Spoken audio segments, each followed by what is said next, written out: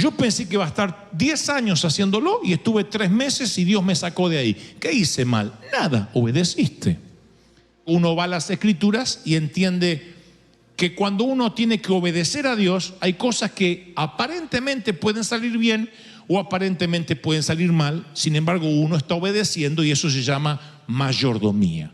Se trata de sacar el máximo provecho al tiempo y al talento y al tesoro que Dios te ha dado exactamente donde Él te colocó, donde te encuentres. Y aquí lo que yo creo es la definición de éxito en la Biblia, que es cuando estás donde Dios te puso, eres fiel y te mantienes allí aunque no veas resultados. Por eso la gran pregunta es, ¿Dios te mandó o no te mandó a hacer lo que estás haciendo? Porque si éxito son las multitudes, todas las iglesias grandes necesariamente son bendecidas por Dios y las pequeñas no sirven, lo cual sería una locura pensar eso. Puede haber un pastor con una iglesia pequeña al cual Dios no llamó, pero también puede haber un pastor con una multitud al cual tampoco Dios llamó. Por eso, multitud no es sinónimo de llamado de Dios, ni escasez de gente es sinónimo de falta de bendición. Tener mucho dinero en el banco no significa tener la bendición divina. Donald Trump es millonario. La Madre Teresa no tenía $1. Entonces, ¿qué es estar en la voluntad de Dios? ¿Un automóvil nuevo? ¿Cuántos delincuentes, cuántos narcos manejan autos 0 km, autos del año? ¿Cuántos narcotraficantes a los cuales le va aparentemente bien? ¿Son exitosos? Y sí, en términos humanos lo son. Ahora, ¿serán exitosos en su vida, en su hogar, en su integridad, en lo que nacieron para hacer? Ahí donde la cuestión empieza a bifurcarse y donde nos damos cuenta que si tienes éxito en lo incorrecto, fracasaste. Pero si fallas haciendo lo correcto, lograste el éxito. Lo voy a decir otra vez para el Twitter. Si tienes éxito en lo incorrecto, has fracasado. Si fallas en lo correcto, si te equivocas haciendo lo que Dios te mandó, has tenido éxito. Aunque digas, pero yo no vi fruto. ¿Y quién dice que Dios te manda por el fruto? ¿Y si los frutos no se ven hasta que después que te mueras?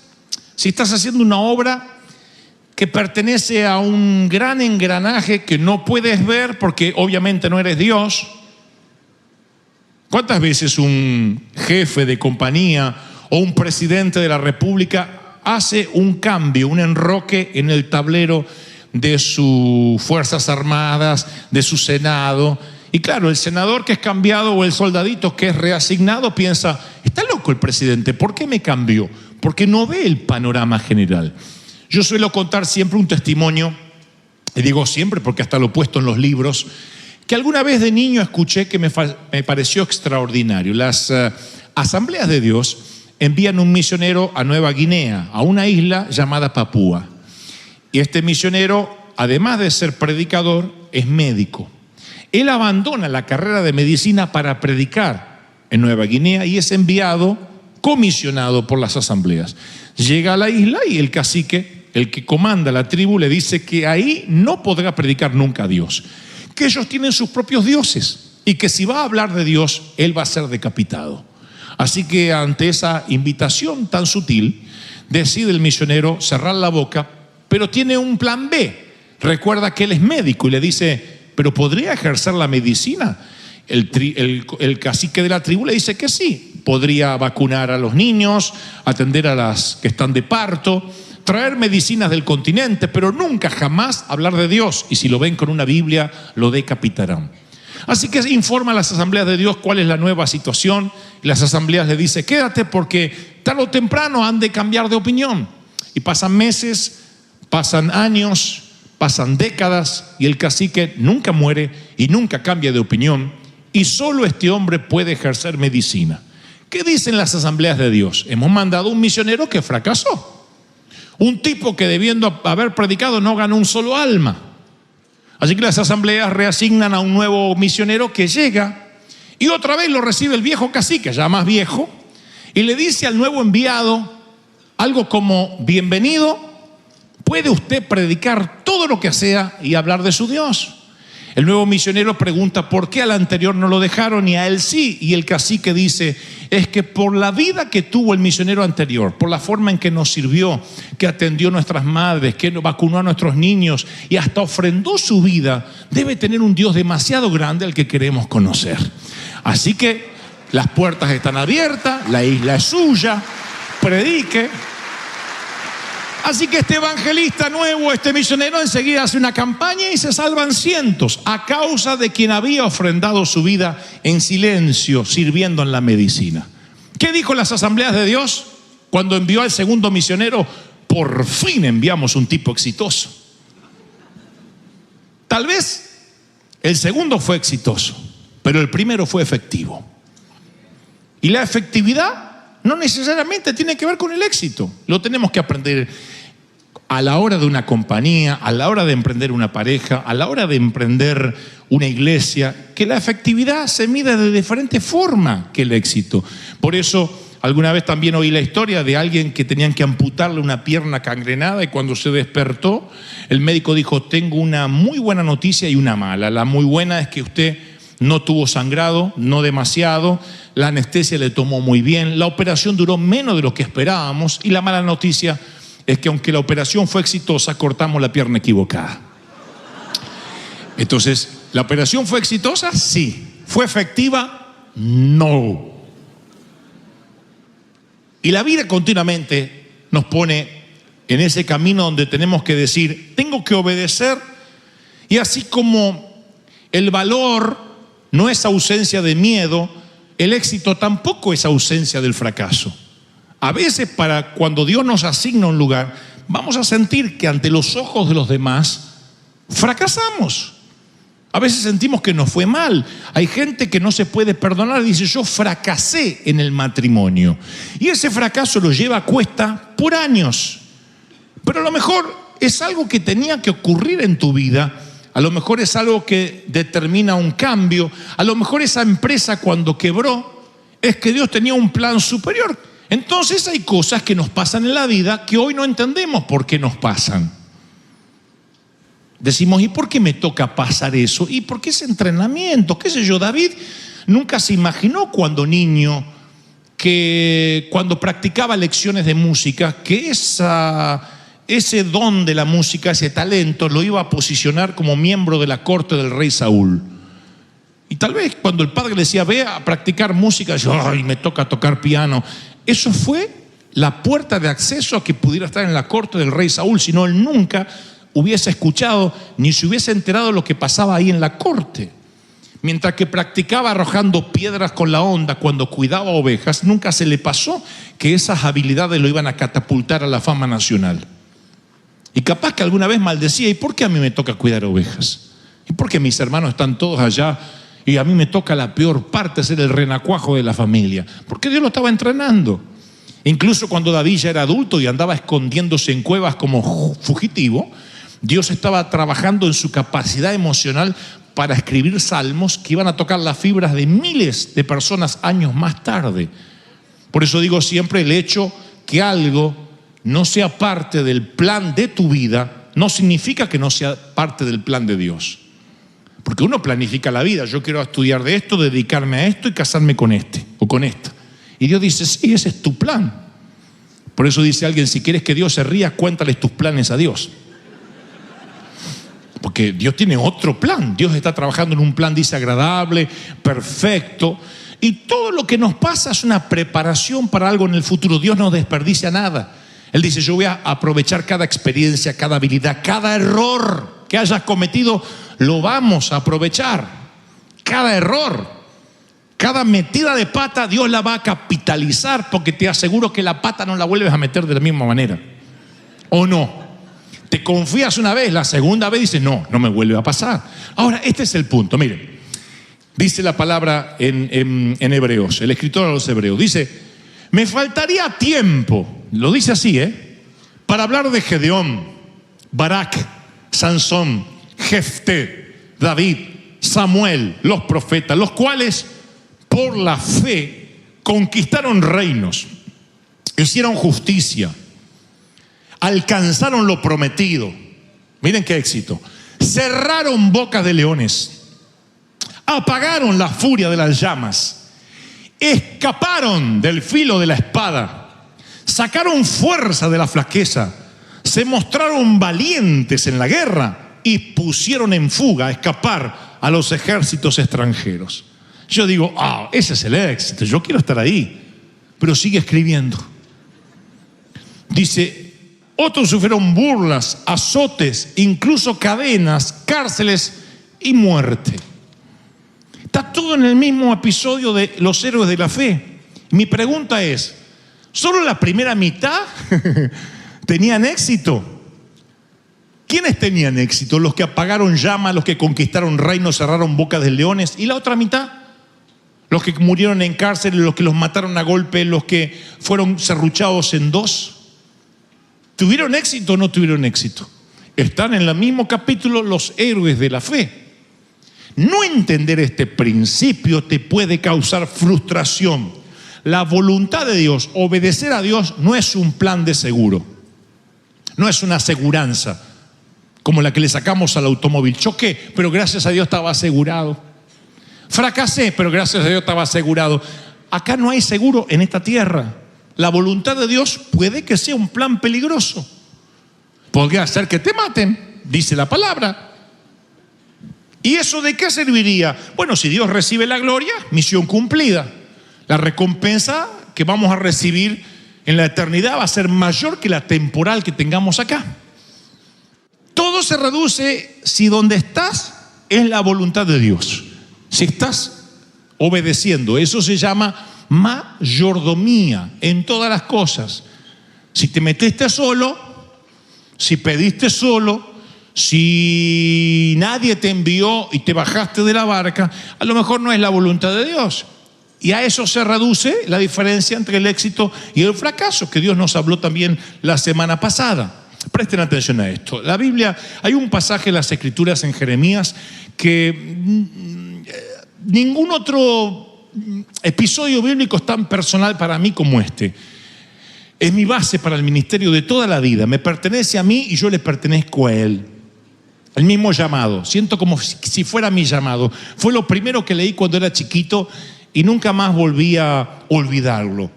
Es cuando el Señor le dice a Jeremías: antes de formarte en el vientre, ya te había elegido. A mí eso me trajo una tranquilidad bárbara, porque siempre pensé que fue una noche de avivamiento del viejo no planificado. Así que se ve que Dios le subió la temperatura al viejo porque me tenía que formar.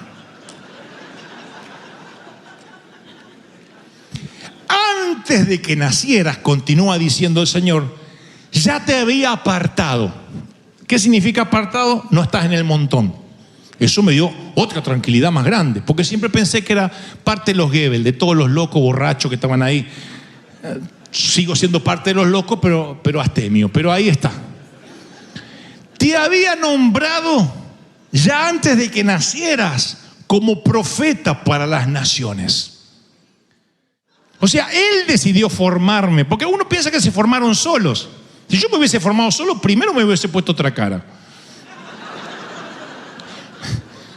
Pero Dios antes ya lo había planificado. Y después dice, y antes que naciera, ya cuando estabas en el vientre, para que no quede en duda, el concepto se repite. Yo ya tenía un plan contigo. Tu destino, Dante, fue antes de ti. Fue escrito tu guión antes de que nacieras. Antes que fueses concebido, Dios tenía un guión para mi vida.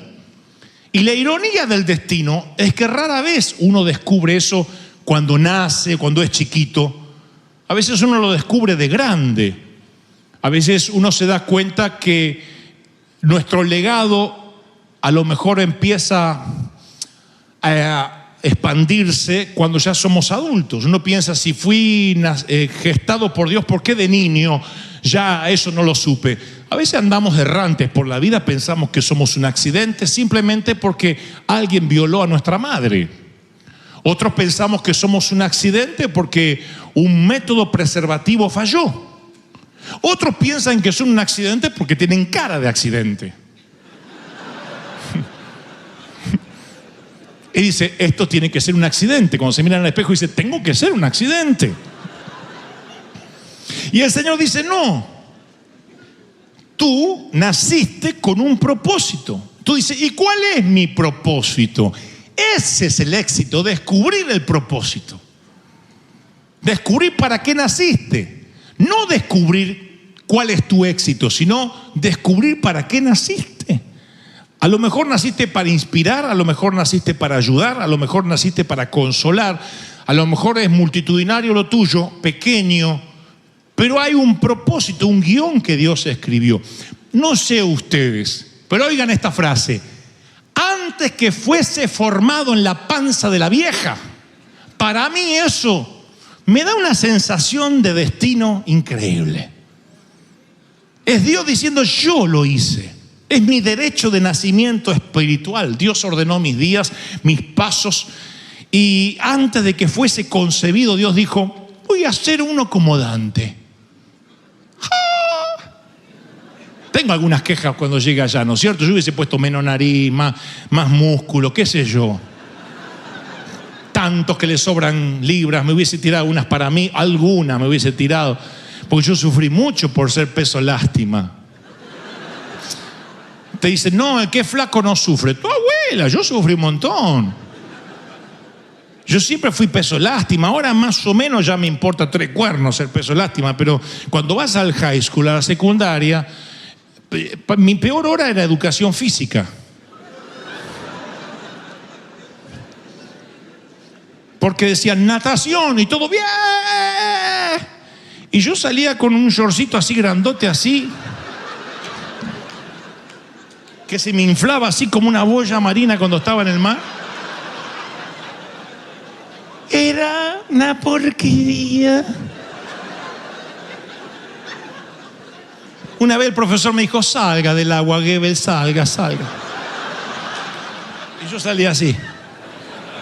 Por eso predico con tanta autoridad moral.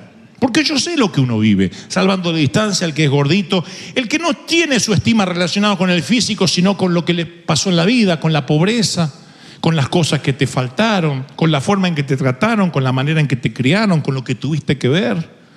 Eso afecta la vida adulta. Y uno dice, ¿y cuál es mi propósito? Si no, no habría suicidios. El suicidio no es otra cosa que una muerte que trata de buscar una explicación a una vida sin sentido. Lo que más le encuentran sentido es a una muerte antes que a la propia vida. No encuentran el destino. Y la iglesia le ha enseñado a las ovejas, o sea, a nosotros, nos ha enseñado por años que tenemos un destino en común, lo cual comparto. El destino universal, que es, así como compartimos una gracia común, una misma sangre que nos perdonó a todos, un destino común es pensar, actuar, amar y ser como Jesús. Ese es el destino que todos perseguimos. Si perseguimos ese destino común, vamos a dar lugar a una vida poco común. Vamos a hacer cosas milagrosas. El Señor nos va a contactar con gente que no pensábamos contactar. Vamos a experimentar milagros. Pero el objetivo de la vida no es solo que vayas, hagas o conozcas. El objetivo es llegar a ser como Cristo. Ese es el objetivo que todos coincidimos. Ese es el destino universal de los que somos salvos por la sangre de Cristo. Después hay otro destino, es para qué Dios te eligió desde el vientre de la madre. Cuando descubres para qué Dios te eligió, para qué Él permite que fuiste concebido, ahí es cuando entiendes el éxito bien entendido en los planes divinos. Dios me concibió para que yo sea el misionero que practique medicina en Nueva Guinea, y aunque nadie se convierta, para esto yo nací. Por eso Dios me mandó a estudiar medicina y yo me empecinaba en estudiar el Pentateuco. Yo quería ser predicador y yo entiendo que no fracasé, sino que estoy abriendo brecha para el misionero que va a venir después. Para esto fui concebido, para ser un buen médico en Nueva Guinea, que cuando siembre mi vida, el nuevo predicador coseche mi vida multiplicada en almas. Claro, entender eso no es fácil. Cuando te toca el momento de pasar angustias, tristeza, pobrezas, dices, ¿y esto en qué me suma? ¿Y ese fracaso en qué me sumó? A ver, ¿en qué me sumó? ¿Qué aprendí? ¿En qué me sirvió eso?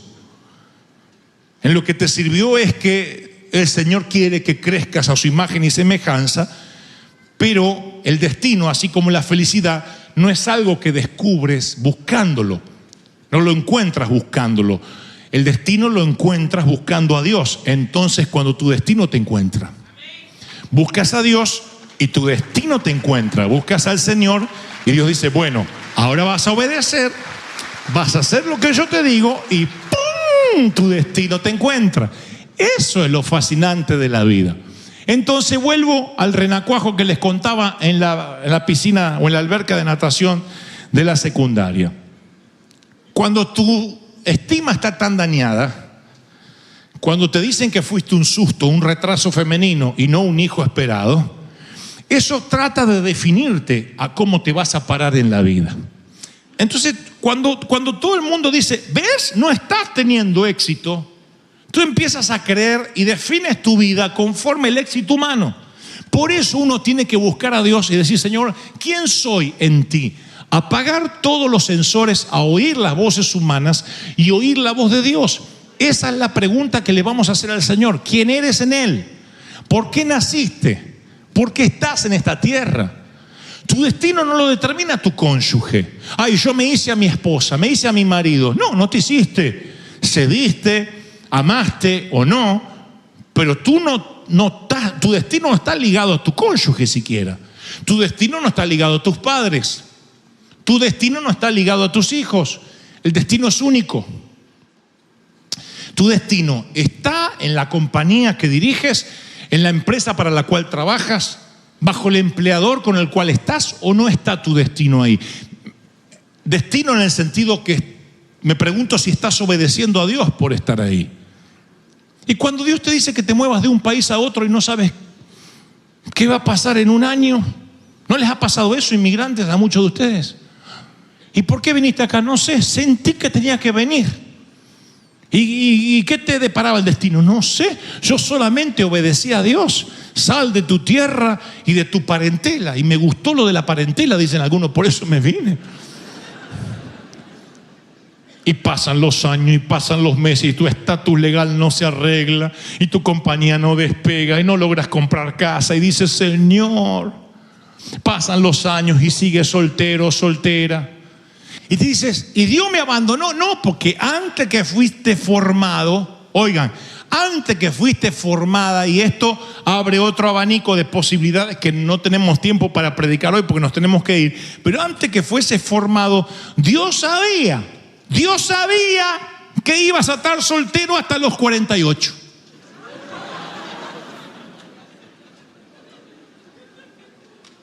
Eso se llama la soberanía de Dios. Dios sabía.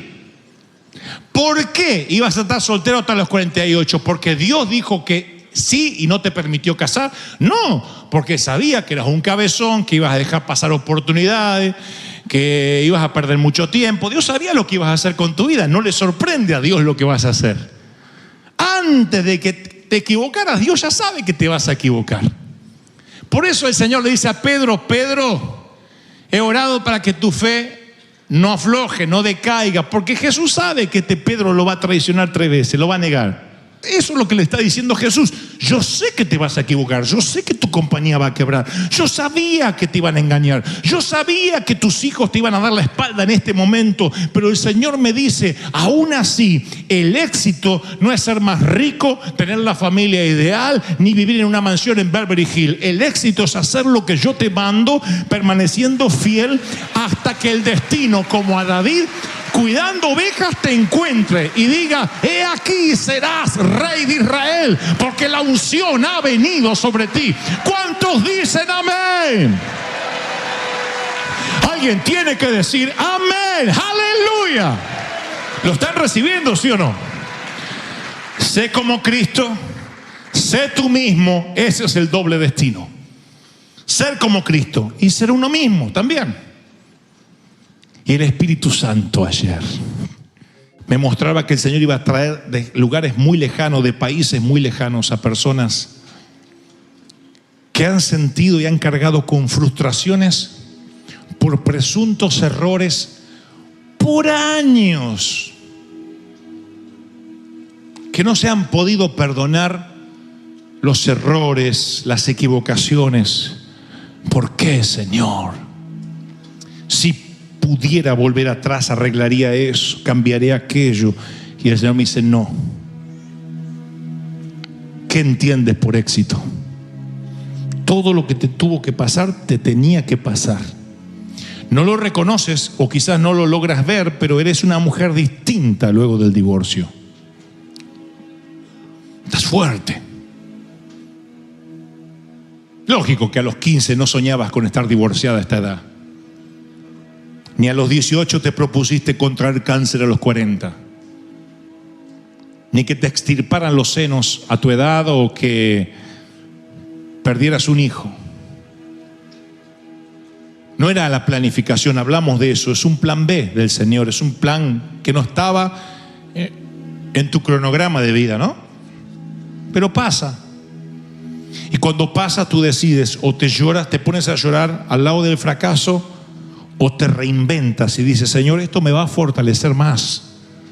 Voy a capitalizar la piedra para que no vuelva a tropezar.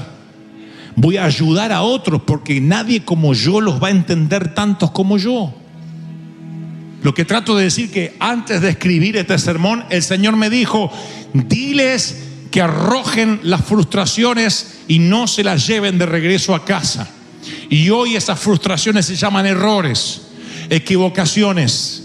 Yo tuve que reconciliarme con el flaquito del York gigantesco. Me reconcilié conmigo. Hoy me quiero. Hoy me caigo simpático. No voy a salir en York acá por cuestiones de buen gusto. Pero hoy me reconcilié conmigo. Han pasado muchos años y digo, wow, gracias a que era un renacuajo, hoy los que comparten mi edad en la escuela secundaria son unos viejos pelones y gordos. Y yo a mí de lejos se me ve joven. Tiene su providencia divina. Me reconcilié conmigo, pero tuve que dejar bolsas de frustración a los pies de la cruz. En una de las bolsas fuiste un susto, hijo, la dejé ahí. Otra de las bolsas fue cuando mi papá me dijo, torpe, idiota, tartamudo, lo dejé ahí. Me reconcilié hasta con el viejo. Lo honro, lo amo al viejo. No recuerdo las palabras duras que me dijo, sino las pocas blandas que me dijo, y esas me ayudaron a salir adelante. Me reconcilié con todo lo malo que quiso definir mi vida. Y cada piedra en el camino hizo que subiera más alto y más alto, porque Dios dice, voy a usar todos los que tú has creído que hasta ahora han sido fracasos para llevarte un